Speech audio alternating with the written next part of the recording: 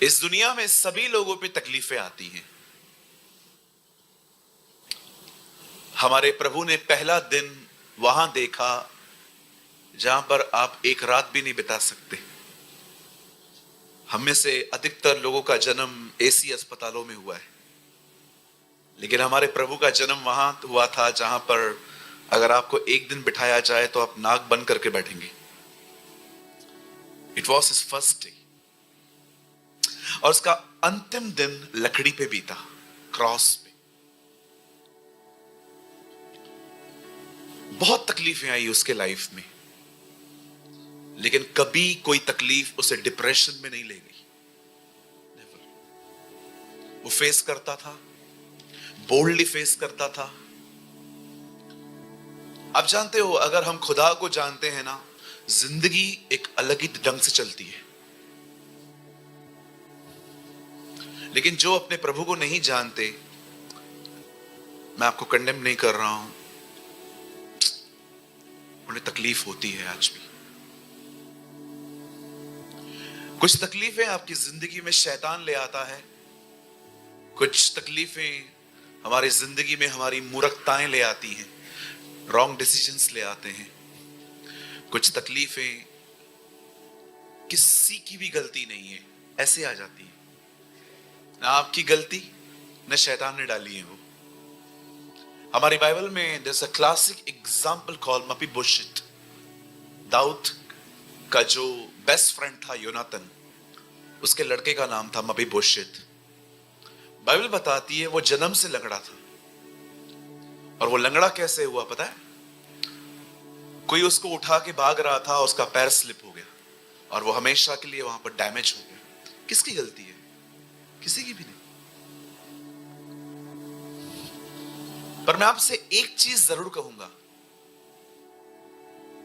आप जानते हो, एक चीज की जरूरत मुझे हर दिन पड़ती है, और वो है कि मैं हर दिन एक नई शुरुआत करूं।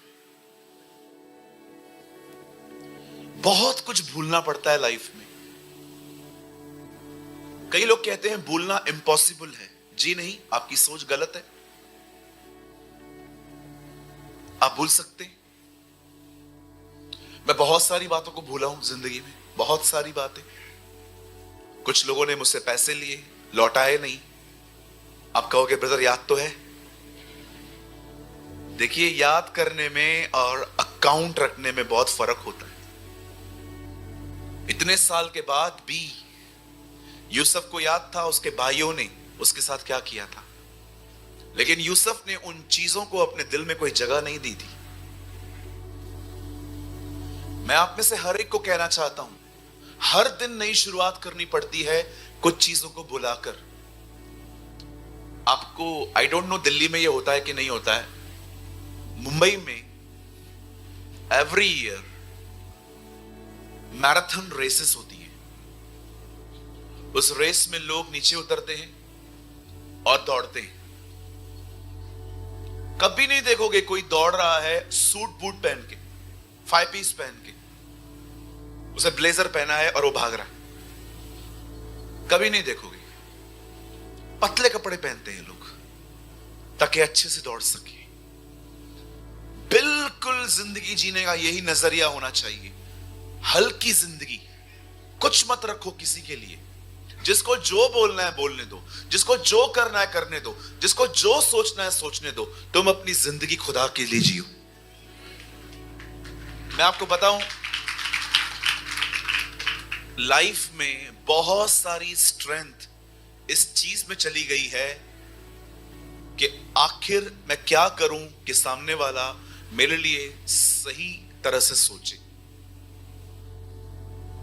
मैंने पहले भी कहा, मैं अभी भी बोलता हूं, कितना भी करो कम पड़ ही जाएगा। कितना भी करो कम पड़ ही जाएगा। बेस्ट करो। मैं नहीं कहता हूं कि आप छोड़ दो लोगों के ऊपर कि बस अभी बहुत हो गया, मैं किसके साथ अच्छा नहीं करूंगा।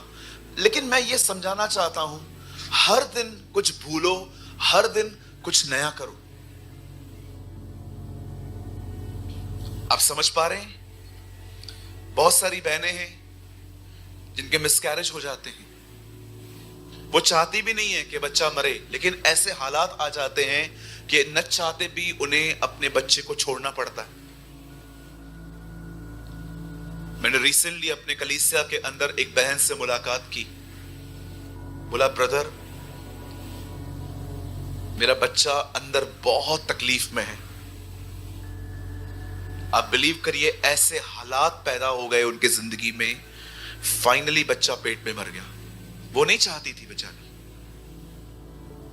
उस चीज को लेके इतनी मेंटली टॉर्चर हुई है वो गर्ल, इतनी डिस्टर्ब, इतनी परेशान, लॉस्ट। क्यों हुआ ऐसा मेरे साथ? मेरा पहला बच्चा था। बहन, मुझे बहुत दुख है आपके साथ जो हुआ। आप जानते हो, हम जेंट्स, जो हम मेल हैं, हमारा जब बिजनेस डाउन होता है ना, हमारी हालत खराब हो जाती है। आप पूछ लीजिए इन लोगों से। जब हमारी इनकम लेवल ड्रॉप होती है ना, हमें पता है हमारी हालत क्या होती है। मुझे आज भी पता है, जब मैं काम करता था, अब मैं कुछ टाइम से फुल टाइम में आ गया, मुझे पता है मेरे बिजनेस में कितनी कंपटीशन होती थी। रोज नए नए लोग आते थे और कभी कभी मेरे कस्टमर उनके पास जाते थे। एक दिन तो ऐसा हुआ था, एक पूरे दिन में मेरे पास एक कस्टमर नहीं आया था। मैं रात तक डिप्रेशन में चला गया था। आप हम भाइयों को पता है, जब हमारी इनकम लेवल ड्रॉप होती है, हमारी हालत क्या होती है। जब हमारी सैलरी नहीं बढ़ती और हमारे खर्चे, आप देखिए कितने बड़े बड़े घर हैं आजकल, तनख्वाहें कितनी हैं।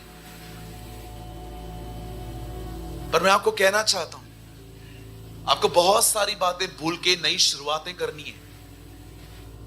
नहीं करोगे, वहीं रहोगे। चलो चलो, मानते हैं भाई, उसने आपका फायदा उठाया, उसने आपसे मिसबिहेव किया, उसने आपको गाली दी, उसने आपको अप्रिशिएट नहीं किया, सब मानता हूं। आपके साथ गलत व्यवहार हुआ, चलो एग्री।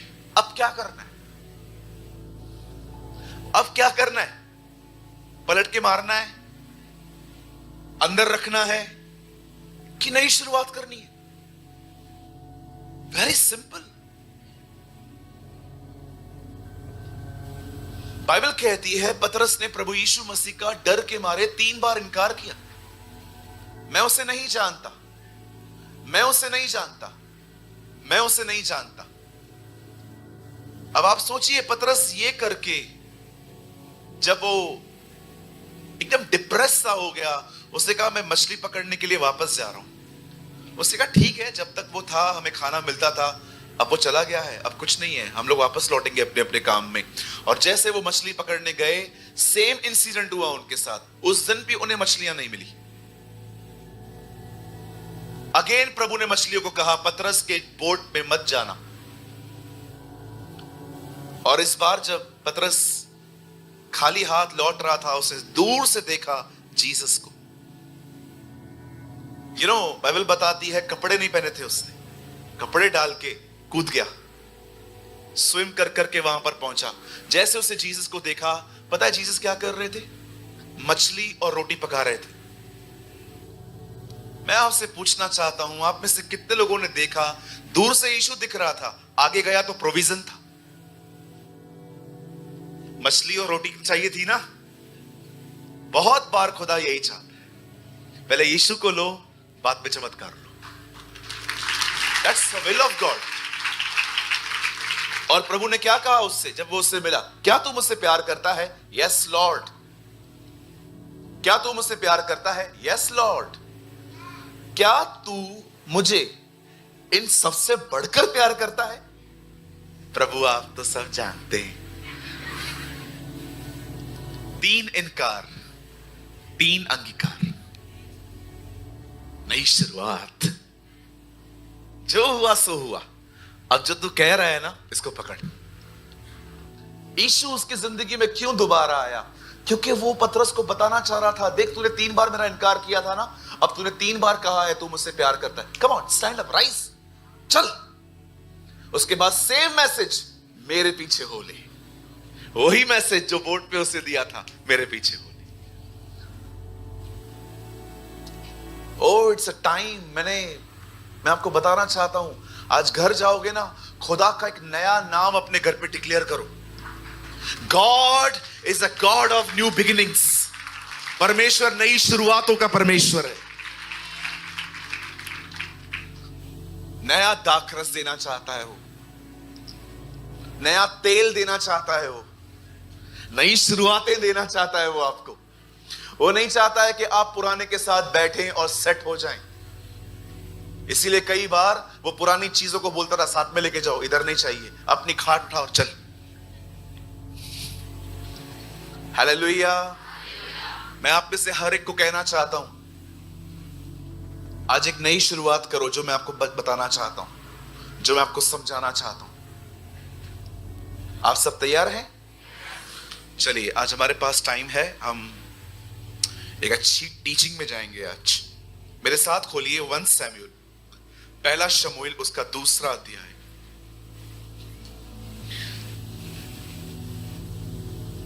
पहला शमूएल 1 शमूएल चैप्टर 2, हिंदी में पहला शमूएल 2 अध्याय।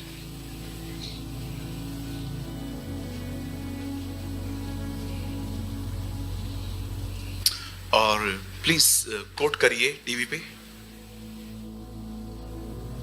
8 वचन।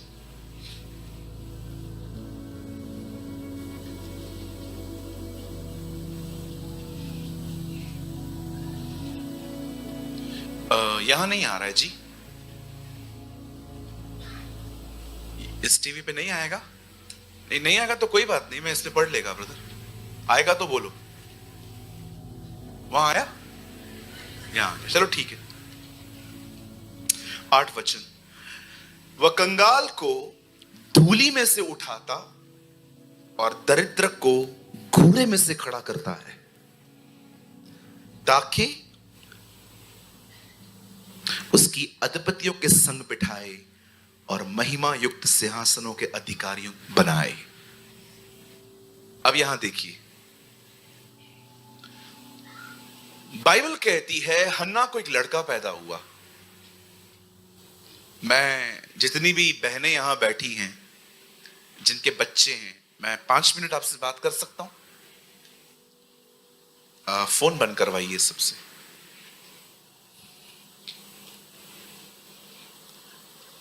आप जानते हैं, मैं आज जब पीछे वहां से जा रहा था तो मैंने बहुत प्यारे प्यारे बच्चों को देखा जो मस्ती कर रहे थे, बातें कर रहे थे।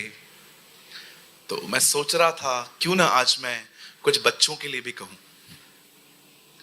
कुछ बहनें अपने बच्चों के लिए सिर्फ संडे स्कूल सोचती है कि बस रविवार के दिन मेरा बच्चा वहां जाएगा और वहां पर पढ़ेगा। पर मैं आपको बताना चाहता हूं, पूरी जिम्मेदारी उनकी नहीं है। यूहन्ना बपतिस्मा दाता की सेवकाई में कहा गया, वो मां बाप का मन बच्चों की तरफ फेरेगा। पढ़ा है आपने? कितने लोगों ने पढ़ा है ये? हे जकरिया, तुझे एक बेटा पैदा होगा, उसका नाम यूहन्ना रखना। वो कभी भी शराब नहीं पिएगा और वो बचपन से ही पवित्र आत्मा से परिपूर्ण होगा। वो पितरों के मन को बच्चों की तरफ फेरेगा। Read it. यू नो, परमेश्वर ने ये आपको जिम्मेदारी दी है कि आप अपने बच्चों को ट्रेन करें। और बचपन से मैं आपको कहना चाहता हूं, अगर आपके बच्चे हैं, उनकी हर जरूरत पूरी न करें।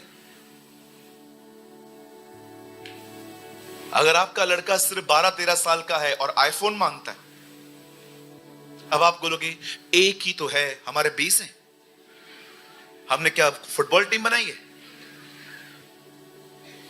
कुछ लोग सोचते हैं वो मेरा एक ही तो है, मेरा लाल, मेरा काला, मेरा पीला, सब यही तो है।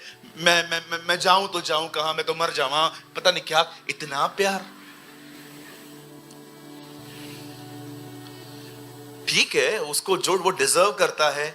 लेकिन बिलीव मी, मैंने इन दिनों में बच्चों के हाथों में ऐसी ऐसी चीजें देखी हैं, मैं हैरान हो जाता हूं। मैं कुछ कहूं बुरा नहीं मानेंगे।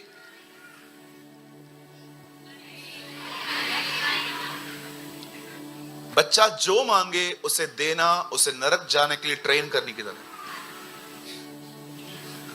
आप उसे हेल के लिए ट्रेन कर रहे हो। बच्चों को वो न दें जो वो मांग रहे हैं, उन्हें वो दें जो उनके लिए जरूरी है।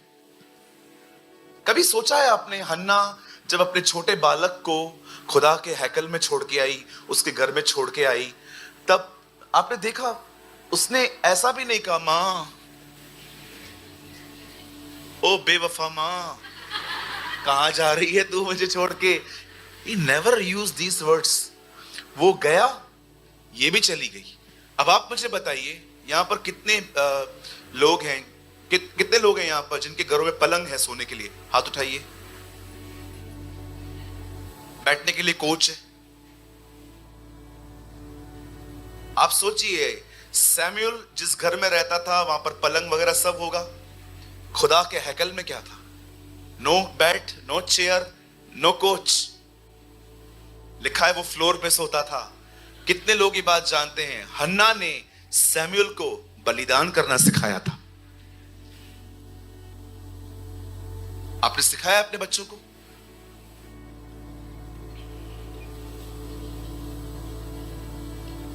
कितना इंपॉर्टेंट है ये। मेरे स्कूल में मेरी एक टीचर होती थी, वो बात कम करती थी, मारती ज्यादा थी। सीधा डस्टर फेंकती थी। कितनी बार मेरे आंख से गुजरा। चौक फेंकती थी, डस्टर, ए प्रेमानी सीधे बैठ। एक वही थी जब जिससे हम डरते थे। एक बार मैं स्कूल नहीं गया था, अगले दिन मुझे बोलती है इधर आ। मैं गया, यस यस, टांगे कांप रही थी। क्या हुआ टीचर, क्या हुआ? कल किधर था? मुझे बहुत बुखार था। और मुझे कोई बुखार नहीं था। अच्छा बुखार था। एक्चुअली पता है हुआ क्या था? मेरी टीचर ने मेरे को घूमते हुए देखा था, इसलिए उसने मुझसे पूछा ताकि वो मुझे रंगे हाथों पकड़ सके। किधर था कल? मैं कहा मुझे बड़ा बुखार था। अच्छा, नेहरू चौक पे कल क्या कर रहा था? हमारे टाउन में एक प्लेस है नेहरू चौक, मैं उधर था और मैं वहां पर शरबत पी रहा था। हमारे वहां पर एक शरबत वाला है, मस्त काला खट्टा अच्छा बनाता है वो। उन्होंने मुझे बोला स्कूल क्यों नहीं आता? तो मेरे दोस्तों ने ना मुझे बड़ा बिगाड़ के रखा था। मैंने टीचर को बोल दिया रोज रोज आने से इज्जत कम हो जाती है।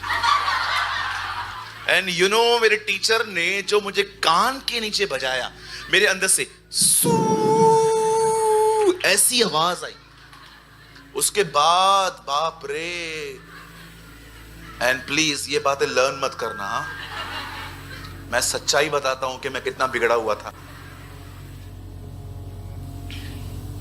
कोई है यहां पर जो बंक करता था मेरी तरह? 1 2 3 गैंग। मुझे लगता था मैं ही गंदा हूं यहां पर, लेकिन मेरे साथ एक बहुत बड़ा पलटन है यहां पर दिल्ली में से। कितना मजा आता है ना जब हम इतने ग्रुप को देखते हैं कि हम अकेले नहीं है, 100 और भी मेरे साथ बदनाम हो रहे हैं। हालेलुया। बड़े ध्यान से सुने। हन्ना ने अपने बच्चे को बलिदान सिखाया था। जब उसका बच्चा हुआ और उसे वो खुदा के घर में दे दिया, उसके बाद हन्ना ने गीत गाया। उस गीत में वो ये शब्द कहती है, मैं आपको बताना चाहता हूं ये वर्ड्स हन्ना के।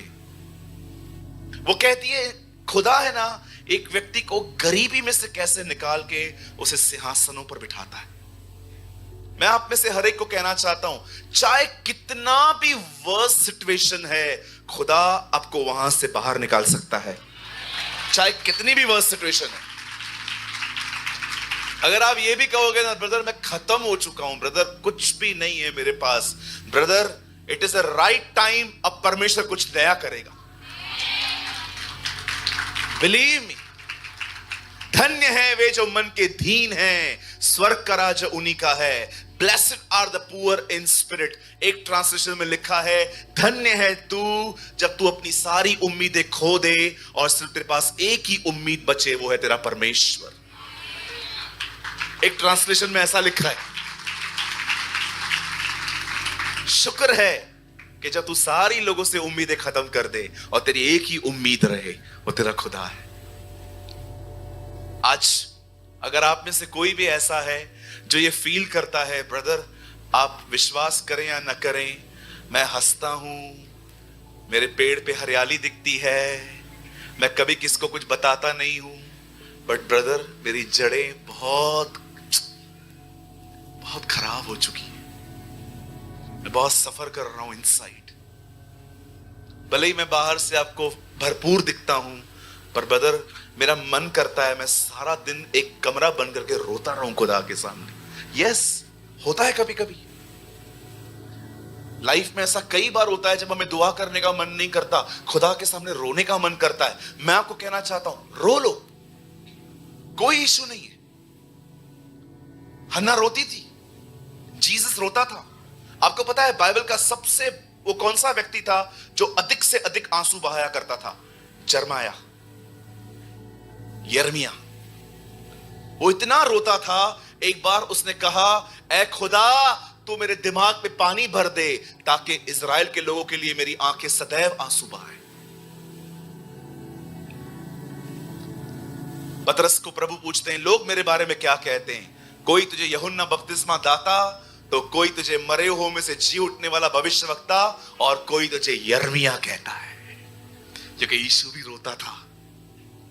कई बार आप अंकल दिनकरन का कोई भी वीडियो देख लो, आंखों के नीचे वाला हिस्सा सूजा हुआ रहता था, इतना रोते थे। एक दिन अब ऊपर जाएंगे ना, परमेश्वर एक स्वरदूत को बुलाएगा, स्वरदूत इधर आओ। हाँ यस सर, इसकी कुप्पी लेकर आओ। और परमेश्वर आपको कुछ कुप्पियां देगा। बाइबल कहती है उसने तुम्हारे आंसुओं को कुप्पियों में संभाला।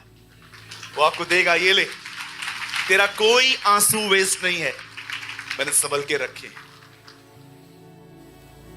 कभी ना समझे, कभी ना सोचे। एक किताब में लिखा था, एक आदमी यूके गया, इतना गुनाह देखा उसने वहां, इतना व्यभिचार, लोग रास्ते पे खड़े होके गंदे काम कर रहे हैं। और उसने प्रभु से कहा, प्रभु इतना गुनाह करते हैं ये लोग, उसके बाद भी इनका सिक्का 90 रुपए में बिकता है, ये है तू कर क्या रहा है? इतना गुनाह करते ये लोग, उसके बाद भी इनका सिक्का 90 रुपए में बिकता है। जानते हो प्रभु ने उससे क्या कहा? इनके बाप दादाओं ने जो आंसू बहाए थे ना, वो आज तक नहीं सूखे। खुदा आपके आंसुओं को देखता है जी, एक भी आंसू वेस्ट नहीं होगा। आंसू चिन्ह है मेरा हार्ट टूटा है। When you are broken, तब आंसू आ जाते हैं। और बाइबल कहती है जब तू टूटा हुआ है, परमेश्वर तेरे करीब है। आप याद रखना, जब आप टूटते हो, आप खुदा के करीब जाओ या ना जाओ, खुदा आपके करीब आएगा। बिलीव।